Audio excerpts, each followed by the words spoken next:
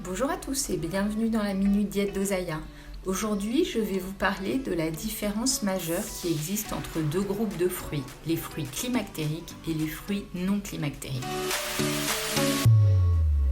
Tout d'abord, qu'est-ce qu'un fruit climactérique ? C'est tout simplement un fruit qui continue de mûrir une fois qu'il a été cueilli de son arbre grâce à un gaz qu'il dégage qui s'appelle l'éthylène.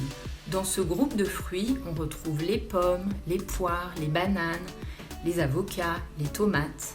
A l'inverse, les fruits non climactériques ne peuvent plus mûrir une fois qu'ils ont été cueillis. On retrouve dans ce groupe les agrumes, les fruits rouges, les poivrons, les pastèques.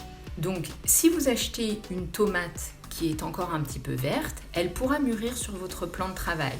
Alors qu'à l'inverse, si vous achetez des framboises qui sont encore blanches, elles resteront blanches. L'éthylène qui est dégagé par les fruits climactériques ne reste pas au sein du fruit et se dégage aux alentours du fruit.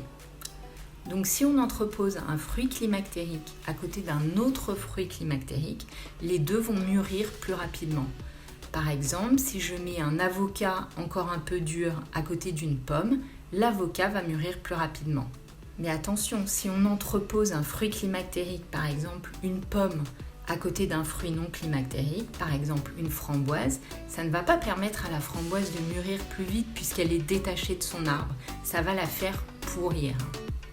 Conclusion, pour entreposer vos fruits et vos légumes, mettez ceux qui sont climactériques d'un côté et ceux qui sont non climactériques d'un autre. À bientôt sur la Minute Diète.